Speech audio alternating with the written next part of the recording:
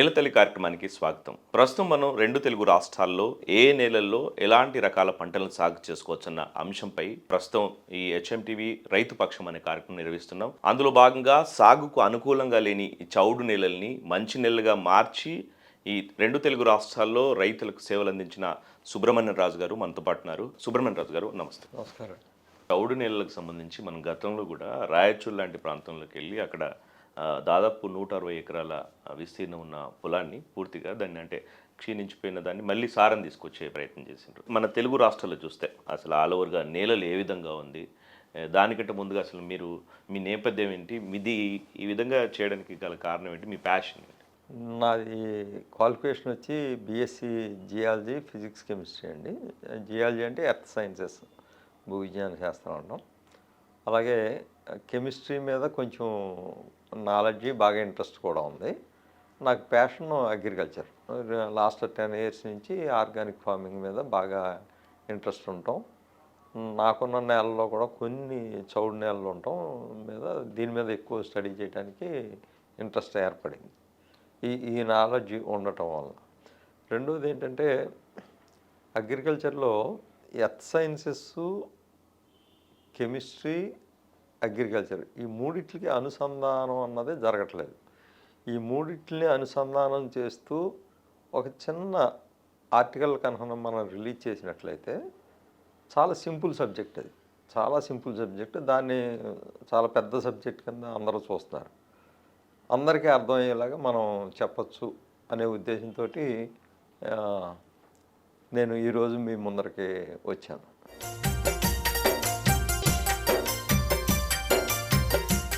Sir, ఇప్పుడు soil టెస్ట్కి సంబంధించి ఎవరైనా చేసుకోవచ్చు అని మీరు అంటున్నారు. సో దీనికి సంబంధించి అసలు ఏ విధంగా చేసుకోవాలి? చాలామంది ఇంక్లూడింగ్ సాఫ్ట్వేర్ పీపుల్ కూడా చాలామంది ఇబ్బంది పడేది ఏంటంటే సాయిల్ ల్యాబ్ ఎక్కడ ఉంది, ఎక్కడెక్కడ చేయించుకోవాలి, ఎంత ఖర్చు అవుతుంది, ఇట్లాంటివన్నీ అడుగుతూ ఉంటారు. టెస్టింగ్ అన్నది బేసిక్ సైన్స్. దీన్ని భూతద్దంలో పెట్టి చూసే అంత పెద్ద సైన్స్ అయితే నాకు అనిపించట్లేదు. ఎంత చిన్న సబ్జెక్ట్ అంటే రైతు కూలీలు కూడా చేసుకోవచ్చు. 10th క్లాస్ చదివిన ప్రతి పిల్లోడు చేసి చూపించవచ్చు. మీకు అంత సింపుల్గా ఏ విధంగా చేయొచ్చో నేను చెప్తాను. తెలుగు రాష్ట్రాల్లో చూస్తే చాలా ప్రాంతాల్లో రైతులు అంటే సాగు విషయంలో నేల సరిగ్గా లేక అనేక ఇబ్బందులు పడుతూ ఉంటారు. వారికి సంబంధించిన సాయిల్ టెస్ట్ చేసుకోవడం గురించి అవగాహన లేకపోవడం కానీ చాలా రకాల సమస్యలు ఎదుర్కొంటున్నారు. మీరు ఈ చాలా ప్రాంతాలకు తిరిగి చూసినట్టున్నది. అంటే మీ అనుభవం ప్రకారం అసలు రెండు తెలుగు రాష్ట్రాల్లో ఏ విధంగా నేలలు ఉన్నాయి, ఎలాంటి పరిస్థితులు ఉంది? వాతావరణ ప్రభావం కూడా ఈ నేలల యొక్క స్వభావం మీద ఉంటుందండి. ఎట్లా అంటే throughout the year rainfall equal distribution ఉంది అనుకోండి, ఎప్పుడు కూడా క్రాప్స్ గ్రో అవుతూ ఉంటాయి. దాంతో వెజిటేషన్ బాగా ఉంటుంది. ఆ క్రాప్ రెసిడ్యూ కూడా మళ్ళీ అందులోకి పెడతా ఉంటుంది. తర్వాత సాయిల్ మైక్రో ఆర్గానిజమ్స్ దాని రోల్ అది ప్లే చేస్తూ ఉంటాయి. ఇట్లాంటివన్నీ ఉన్నప్పుడు కొంచెం న్యూట్రల్గా దగ్గరగా ఉంటుంది. అట్లా కాకుండా మీకు లిమిటెడ్ పీరియడ్ అంటే వెరీ పర్టికులర్గా నార్త్ ఈస్ట్ మాన్సూన్ అంటాం, ఈశాన్య ఋతుపవనాలు అంటాం. ఈశాన్య ఋతుపవనాలు పడే ప్రాంతం అంటే మనకి ఉభయ తెలుగు రాష్ట్రాల్లో చూసినట్లయితే సుమారుగా చిలకలూరుపేట దగ్గర నుంచి తమిళనాడు సీ కోస్ట్ వరకు పార్ట్ ఆఫ్ ద రాయలసీమ. ఈ ఈ ఏరియాల్లో ఓన్లీ నవంబర్, డిసెంబర్లో మాత్రమే వర్షాలు ఉంటాయి. మిగతా 10 నెలల్లో చాలా అతి తక్కువ వర్షపాతం ఉంటుంది. ఇట్లా ఉన్నప్పుడు ఏమవుతుందంటే మీకు సాయిల్లో మైక్రో ఆర్గానిజమ్స్ సర్వైవల్ తక్కువగా ఉంటుంది. రెండోది టెంపరేచర్స్ షూటప్ అవుతాయి.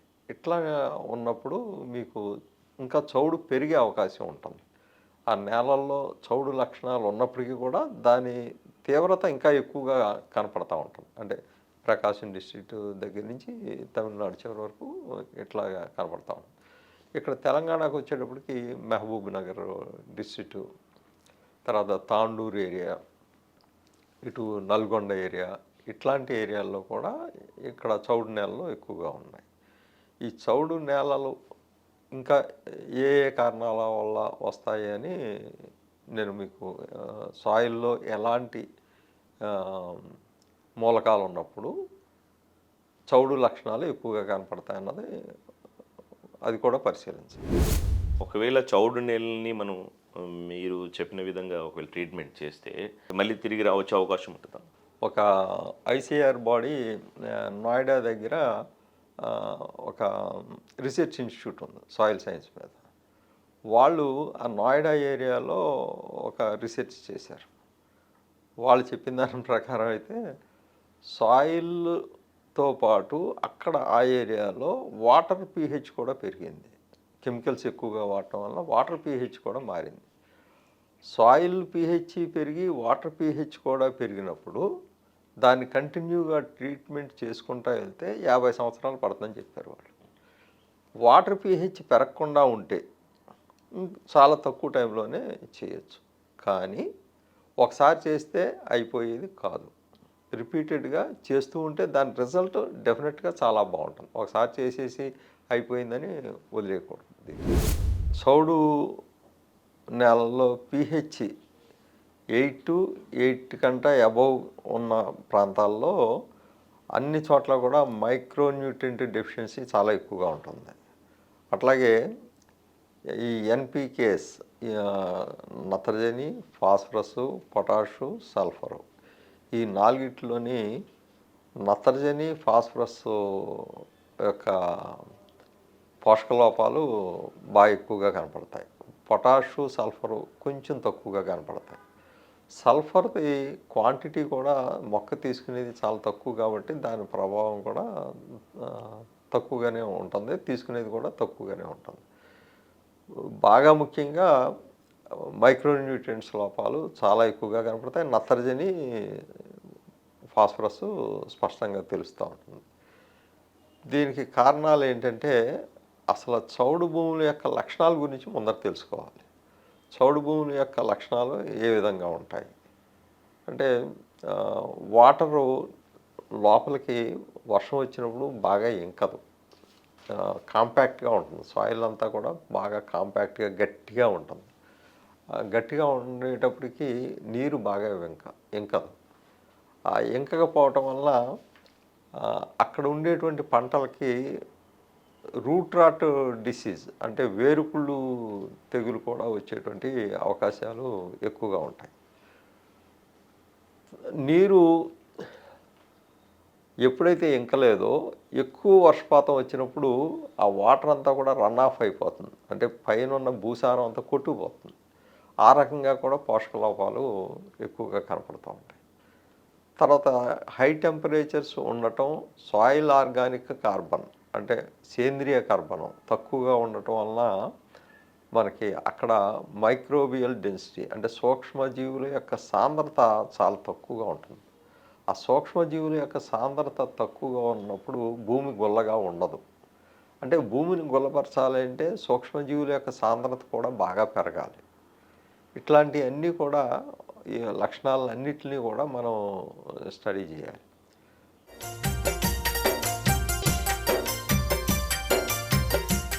సరే, ఇప్పుడు చౌడు భూముల లక్షణాల గురించి మాట్లాడుకున్నట్టే వాటి స్వభావంతో పాటు వాటి రూపం ఏ విధంగా ఉంటుంది, అంటే రైతులు గుర్తించడానికి ఏ విధంగా గుర్తించాలి? వర్షాకాలం అనంతరం శీతాకాలం ప్రాంతంలో కానీ వేసవికాలంలో కానీ ఏమవుతుందంటే ఈ నీరు పెద్దగా కిందకంటే ఏం కాదు, పై పై పై పొరల్లోనే ఉన్న నీరు మళ్ళా క్యాపిలరీ యాక్షన్ ద్వారా పైకి కొంచెం కొంచెం ఊగుతుంది, కొంచెం కొంచెం పైకి తేమ వస్తుంది. ఆ తేమతో పాటు ఈ నీటిలో ఆ కింద ఏ మినరల్స్ అయితే ఉన్నాయో అవన్నీ కూడా అందులో కరుగుతాయి. కరిగి ఆ నీరు ఎండకి ఆవిరైపోతుంది. ఆ లవణాలు అక్కడ పైన పొర కింద ఏర్పడుతుంది. తెల్ల చౌడు పొర అంటాం, తెల్ల పొర, నల్ల పొర అంటాం. ఆ చౌడు లక్షణం మీకు అది బాగా కనపడుతుంది. ఆ తెల్ల పొర ఉంది అంటే మీకు చౌడు ఉంది అని అనుకోవచ్చు. ఇది ఎక్కువగా ఉన్న చోట గడ్డి కూడా మాడిపోతుంది, గడ్డి కూడా మొలవుతుంది. గడ్డి కూడా మొలవట్లేదు అంటే అక్కడ చౌడు బాగా ఎక్కువ ఉన్నట్లు లెక్క. నీరు ఇంకట్లేదంటే చౌడు లక్షణం ఉన్నట్లు లెక్క. అంటే నీరు కింద రాకున్నా కూడా కిందకి నీరు ఇంకదు. కింద రాక్ కనుక లేకుండా ఉంటే మట్టి మాత్రమే ఉన్నప్పుడు మీకు ఇది బాగా తెలుస్తుంది.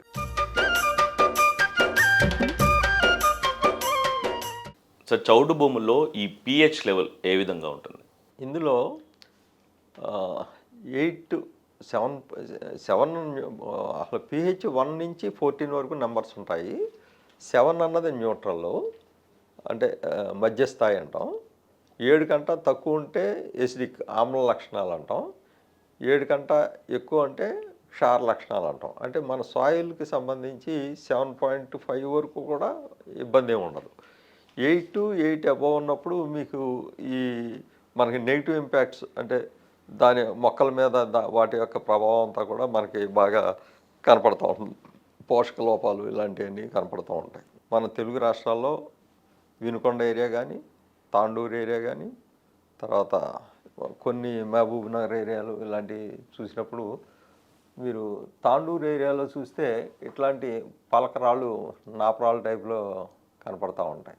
కొన్ని చోట్ల ఇట్లాంటి రాళ్ళు కూడా చాలలో కనపడుతూ ఉంటాయి. అంటే మనం నాపరాళ్ళు అంటాం కదా, ఇట్లాంటివి. ఇది మరీ అంత కాదు, ఇట్లాంటివి కూడా కనపడతాయి. అలాంటివి ఉన్నప్పుడు దాని స్థాయి పెరుగుతూ ఉంటుంది. అంటే నేను చూసిన చోట వినుకొండలో ఒక సైటు చూశాను. పక్కనే ఒక కొండ ఉంది, ఆ కొండ కింద భూమి ఉంది. ఆ పక్కన ఇట్లాంటి రాళ్ళు చాలా ఉన్నాయి, చాలా ఎక్కువగా ఉన్నాయి. ఎక్కువగా ఉన్నప్పుడు అట్లాంటి చోట pH ఎట్లా ఉంటుంది అన్నది స్టడీ చేయాలంటే వర్షం వచ్చినప్పుడల్లా pH పెరుగుతుంది. కారణం ఏంటంటే వర్షం వచ్చినప్పుడల్లా ఈ రాళ్ళని నీరు తగులుతుంది కదా, ఆ నీరు ఈ రాళ్ళకి తగిలినప్పుడు కరిగి ఆ నీటి యొక్క pH పెరుగుతుంది. ఆ నీరు ఈ నేల మీద ప్రవహించినప్పుడు ఈ నేల యొక్క pH కూడా పెరుగుతుంది.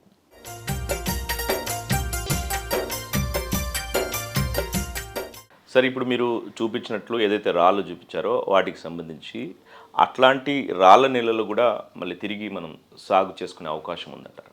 సాగుకు అనుకూలంగా మార్చుకునే అవకాశం ఉంది.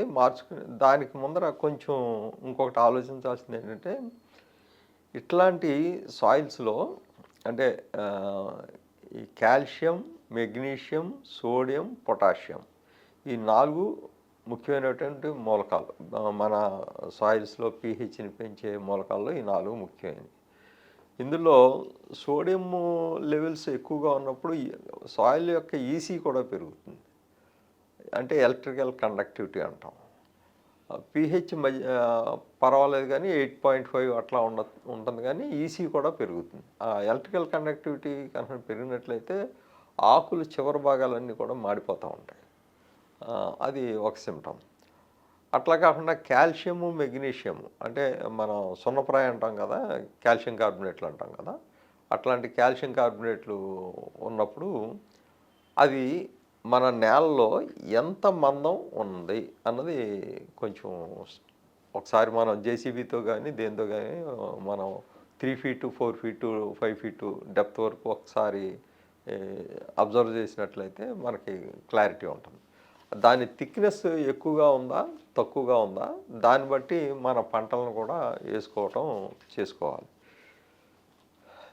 ఇది థిక్నెస్ ఎక్కువగా ఉంది అనుకోండి, దాన్ని అలాంటి చోట్ల మన హార్టికల్చర్ తోటలో ఏమన్నా పెట్టుకోవాలనుకుంటే మనం ఏం చేయాలి అన్నది ఒక రకమైనటువంటి ఆలోచన. అట్లా కాకుండా పై లెవెల్లోనే షార్ట్ టర్మ్ క్రాప్స్ అంటే మన కూరగాయల పంటలు కానీ లేదా వరి వ్యవసాయం కానీ ఇట్లాంటివి అనుకోండి, దానికి ఒక రకమైన ఆలోచన. ఈ వరి వ్యవసాయానికి అయితే మామూలుగా మ్యాక్సిమమ్ 6 inches 9 inches కంట పెద్దగా సాయిల్ మేనేజ్మెంటు అవసరం ఉండదు. అదే తోటలకు పెంచుకోవడానికి అయితే 3 feet 5 feet వరకు కూడా మనం దాన్ని సరి చేసుకోవాల్సి వస్తుంది. అట్లా చేసుకున్నప్పుడే మంచి ఫలితాలను మనం పొందగలుగుతాం. సరే, ఇప్పుడు మాట్లాడుకుంటున్న ఈ నేళ్ళకు సంబంధించి ఎట్లాంటి డిసీజెస్ వచ్చే అవకాశం ఉంది? ఫస్ట్ థింగ్ ఏంటంటే, ఇక్కడ సాయిల్ ఎప్పుడైతే భూమిలోకి ఇంకలేదో మీకు ఈ కాల్షియం కార్బోనేట్ అన్నది వాటర్లో కరిగినప్పుడు కాల్షియం ఆక్సైడు, కాల్షియం హైడ్రాక్సైడ్ కింద మారుతుంది. మళ్ళా ఆ వాటరు ఎవాపరేట్ అయిపోవటం, గాలిలో ఉన్న కార్బన్ డైఆక్సైడ్తో కలిసి మళ్ళీ కాల్షియం కార్బోనేట్ కింద మారుతూ ఉంటుంది. దాదాపుగా అన్ని యూనివర్సిటీ సిలబస్లో ట్రీట్మెంట్ చౌడు భూములకి ట్రీట్మెంటు ఏంటి అని అడిగినప్పుడు జిప్సమ్ అని చెప్తారు. ఆ జిప్సము ఏ నేలల్లో వాడాలి, ఏ నేలల్లో వాడకూడదు అన్నది క్లారిటీ చెప్పట్లేదు. అంటే సాయిల్ ల్యాబ్ ఎనాలిసిస్లకి వెళ్ళినప్పుడు అక్కడ రికమెండేషన్స్, సజెషన్స్ రాస్తూ ఉంటారు. ఆ రాసినప్పుడు మనం రైతు ఏ క్రాప్ గురించి అడిగినా కూడా జిప్సమ్ రికమెండేషనే రాస్తూ ఉంటారు. తర్వాత గ్రీన్ మెన్యూర్ క్రాప్స్, పచ్చిరొట్ట ఎరువులని వేసుకోమని చెప్తూ ఉంటారు. పచ్చిరొట్ట ఎరువులని వేసుకోమంటం గురించి నాకు ఎటువంటి కాంట్రవర్సీ లేదు. కానీ జిప్సమ్కి సంబంధించి వచ్చేటప్పటికి జిప్సంలో ఉన్నది ఏంటి? Calcium sulphate. ఆ సల్ఫేట్లో ఉన్నది సల్ఫర్.